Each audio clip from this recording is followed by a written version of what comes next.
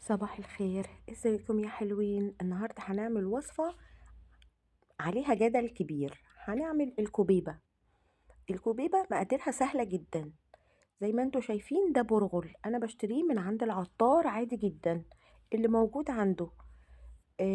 بعمل ايه؟ البرغل ده نص كيلو بشطفه. بس بشطفه. محدش ينقع البرغل. هتنقعي البرغل هيشرب ميه هيطريلك الكوبيبه، هندخل في فيلم تاني خالص. يبقى بسم الله الرحمن الرحيم هنشطفها وشطفه سريعه. زي ما انتوا شايفين انا مش مسرعه الفيديو. هي دي الشطفه اللي انا عايزاها بس. لان البرغل بيبقى من جواه ماده زي الرز كده، في ماده نشويه، انا عايزه الماده النشويه دي تفضل جواه عشان هي دي اللي بتمسك معايا حبه الكوبيبه وما تخليهاش تفك. خلاص. انا شايفين حتى الميه اللي بتنزل منه لونها ابيض. طبعا انت بتجيبي البرغل غالبا بتجيبيه في اكياس يعني، فبيبقى نضيف.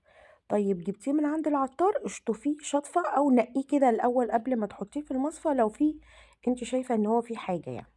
تمام. شطفته الشطفة السريعة وتعصريه.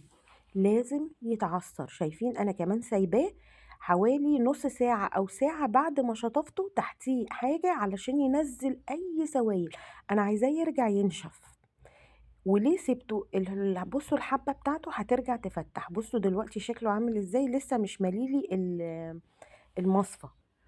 بصوا بعد كده هجيب كيلو لحمة هقسمها نصين، نص كيلو ونص كيلو.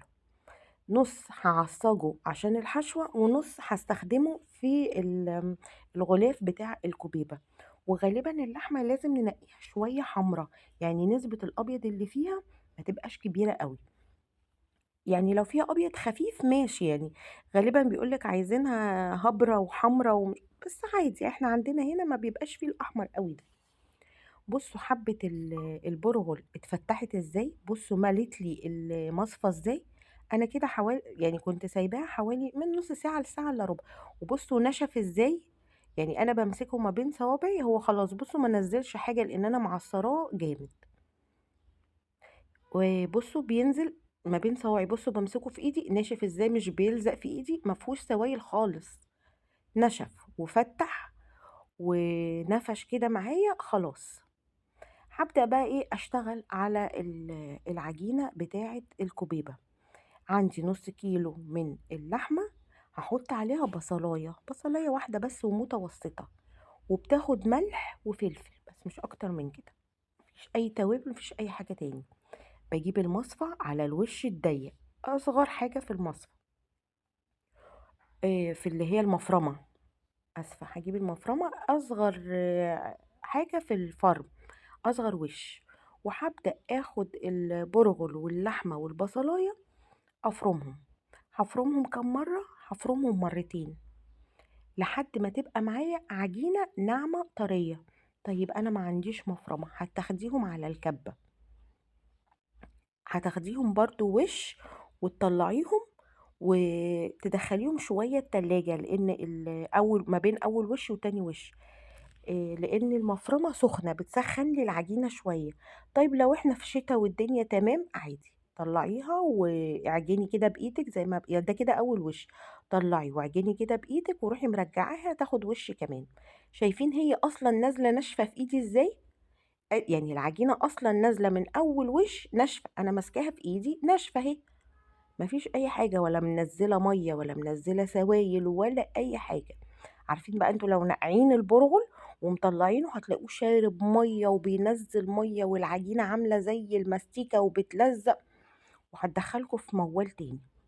ده كده خلاص. تاني وش ليها بحط لها ملح وفلفل. عايزه تحطي بقى انت شويه بهار لحمه من عندك، عايزه تحطي شويه بابريكا، بس هي حلاوتها ان هي ما فيهاش بهار، هي ملح وفلفل وبس. ولازم تعجنيها بايدك كويس قوي بعد تاني وش، تعجنيها تدخليها كده كلها في بعضها. كلها في بعضها. وتسيبيها بس تريح 10 دقايق. طيب ينفع بعد ما اعجنها احطها في التلاجة واشتغل بيها تاني يوم الصبح؟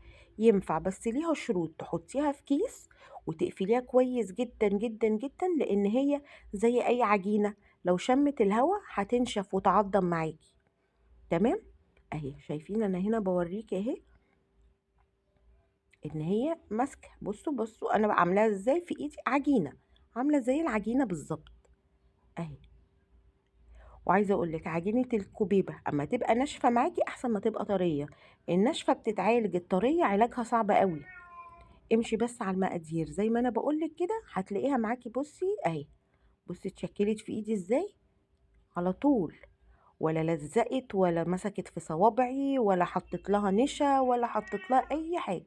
مجرد البرغل واللحمه وشويه ملح وفلفل، وخدتها وشين في المفرمه وبس كده يا حلوين.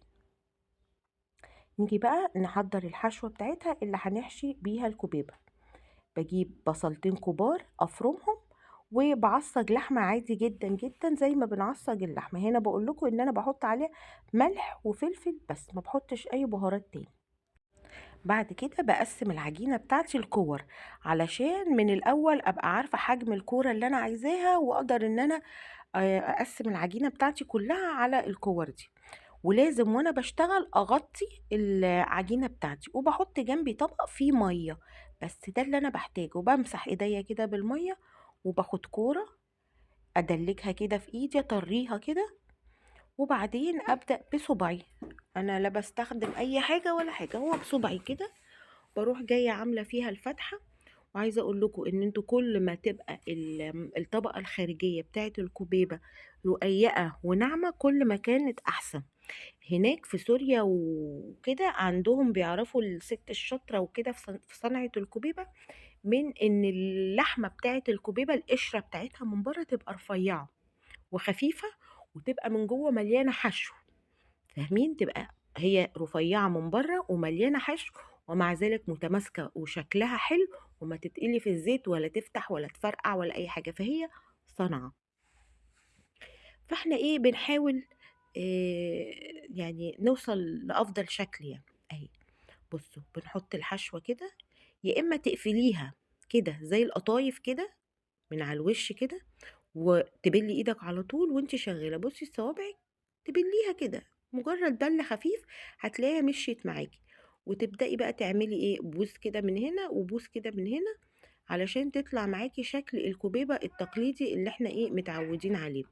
واي نتوءات او اي شكل في في الكوبيبايه، تبلي صوابعك كده بالميه. بصي اهي كده، وتمسحي كده عليها، عارفه كأنك بتشتغلي على صلصال او حاجه زي كده. هتلاقيها نعمت وبقت حلوه وجميله وظبطت معاكي وايه وطلعت الشكل. او يعني بصوا انا مش بسرع الفيديو ولا اي حاجه يعني. بالنسبه للي هيعمل لاول مره سهله، سهله بسيطه يعني. الشكل، الطريقه او الاسلوب اللي يريحك ان انت تطلعي منه شكل الكوبيبه اعتمدي. اهم حاجه زي ما بقول لكم تبقى الكوبيبه متغطيه وانت شغاله علشان ما تنشفش منك اهي. واضطر ايديكي كده، بصوا الطبق جنبي فيه ميه، ادعك ايدي كده اوام اوام وادلكها هي بيها كده، واروح مفتحه الفتحه وحاشيه الحشيه بتاعتي وخلاص. طبعا انت لو حابه تحطي مكسرات في الحشو بتاعتك، هما بيحطوا صنوبر، بس طبعا الصنوبر عندنا هنا يعني سعر خيالي خيالي فعلا. ممكن بقى لو عايزه تحطي لوز تجيبيه وتقطعيه شرايح زي الصنوبر كده، وتديله قليه في معلقه سمنه وتحطيه على الحشو، برضو بيبقى حلو قوي وبيدي طعم حلو. بس الصراحة أنا يعني الحمد لله ولادي ما بيحبوش المكسرات، فأنا ما بحطش فيها مكسرات. يا إما بصوا بقى هوريكوا قفلة تانية، ودي تعتبر الأسهل بالنسبة لي. إن أنا إيه، أضم كده، بصوا أقفل البق بتاعها كده، أزق الحشوة بإيدي أهي، وأبل إيديا وأزق، واقفل الحشوة بتاعتها كده بصوابعي، تضمي تضمي تضمي، هتروحي عاملة ايه بوزة كده اهي بتاعت الكوبيبة. خلاص اهي قفلتها كلها، ما خليش حاجة باينة منها علشان الحشوة ما تطلعش. وخلاص اهي، واروح جاية من الناحية التانية برضو عاملة لها بوزة كده من تحت. طيب لو انا مش عارفة اعمل الشكل ده، عادي اعمليها كورة، مش لازم تعملي الشكل بتاع الكوبيبة التقليدي اللي هو بوزة من هنا وبوزة من هنا. احنا بنعمل كده عشان هو ده شكلها. بس لو هو يعني لو انت حاسه ان انت مستصعباها وهتضيعي فيها وقت، ما تعمليش، اعمليها كوره عاديه يعني. لفي ايدك كده احشيها واعمليها كوره، وتطلع حلوه وطعمها جميل. وفي محلات كتير بتعملها كوره، مش كله بيعملها الشكل التقليدي بتاع الكوبيبه اهي. بصي، بلي ايدك ميه وتظبطي تطلع معاكي زي الفل اهي. وعادي يعني احنا مش في مصنع، مش لازم كلهم يطلعوا شبه بعض، طالما حلوة وجميلة هتتاكل اهي. شايفين اهي. انا هنا بقول لكم ان انا بمل صبعي بس كده بالميه، ولو فيها اي حاجه هي بقى بتنعم زي ما نقول ايه، بنصنفرها كده ايه بالميه كده من بره، علشان يبقى ايه مفيش فيها اي خرم، اي حته مفتوحه، اي حاجه. الميه معايا بتحل كل المشكله. بس ما تزوديش بس ايديكي في الميه علشان ما تطرش معاكي وتلزق وتتعبك. شايفين انا بشتغل بيها ولا لزقت ولا اي حاجه. عايزه اقول لكم انا شغاله بالمقادير دي او بالطريقه دي بقالي سنين ما بغيرهاش. مره واحده غيرت وحطيت فيها بطاطس وكانت ليله ما اقولكوش. بصوا بقى، بالنسبه للتفريز انا برصها في الطبق كده زي ما انتم شايفين، وبدخلها الفريزر تجمد. ما تحطوهاش فوق بعض عشان لو حطيتوها فوق بعض هتلزق في بعضيها وهتبقى مش حلوه ابدا. بس بحطها كده شويه في الفريزر وبعدين لما تجمد بطلعها. شايفين هنا بعد ما اتجمدت ببدأ بقى احطها في اكياس براحتي عادي. خلاص ما هي مش ماسكه في بعضيها، يعني انت بتفرزيها الاول بتبقى كل واحده لوحدها، بعد كده تحطيها في اكياس علشان لو انت بصي اهي انا ماسكاها هي كل واحده وواحده. لان انت لو فرزتيها على بعضها اما تيجي تطلعيها هتلاقيها لزقت في بعضها، واما تيجي تفتحيهم من بعض هتلاقي القشره دي اتقطعت. فلازم هي طريقه التفريز بتاعها كده، انت تحطيها في صينيه او طبق مفرده، ممكن تحطي ما بينها اكياس وتحطيهم يجمدوا، بس ما تحطهمش فوق بعض، يعني حطي فوقيها كيس عشان وشها ما ينشفش. ما تحطهمش فوق بعض لانهم هيبقوا طريين، ما يتفعصوش. بس وبعد كده بقى عبي الكميه اللي انت عايزاها في الاكياس زي ما انت عايزه. اهو شايفين. عايزه اقول لكم ان الاكياس اللي هي محكمه الغلق دي بتبقى حلوه جدا، بس ما كانش فاضل عندي الا واحد فعادي يعني استخدمت الاكياس التانية. بس يا حلوين دي كانت طريقتي في عمل الكبيبة سهلة جدا جدا جدا. طيب لما احب اقليها بعد ما افرزها، بتطلعيها مثلا قبل الفطار بساعة، انا مش بخليها تفك جامد، قبل الفطار بساعة بس، بحطها جنبي على الرخامة وبعدين بروح قليها على نار الاول متوسطة، وبعدين اهدي شوية. هي كده كده مفيش الا القشرة اللي بره هي اللي انا عايزاها تستوي، الحشوة مستوية. مجرد ما تاخد لون بطلعها تتصفى في مصفى، مش على ورق مناديل علشان ما تبقاش طرية، انا عايزاها مقرمشة كده زي ما هي. جربوا الطريقة بتاعتي دي ان شاء الله ان شاء الله هتظبط معاكم. واللي شايف ان الكوبيبة صعبة، ما بتاخدش ساعة كلها على بعضها كده، ما بتاخدش ساعة. إيه، وقولوا لي عملتوا ايه، وروني كده تطبيقاتكم ليها. لو عايزين مني اي حاجة اكتبوها لي في الكومنتات وانا ان شاء الله ارد عليكم. إيه، واستنوني في فيديو جديد بإذن الله قبل رمضان. هنفرش بقى ونطلع الزينة بتاعت رمضان. انا بحب افرش قبل رمضان على طول، ما بحبش اعملها قبلها بوقت يعني، بحس ان بهجته داخلة عليا كده. إيه، بس يا حلوين ده كان فيديو النهاردة، فيديو الكوبيبة. كنت حابة احمر معاكم كام واحدة كده، بس ان شاء الله نحمر مع بعض بس عشان بقى خلاص دول للتفريز يعني.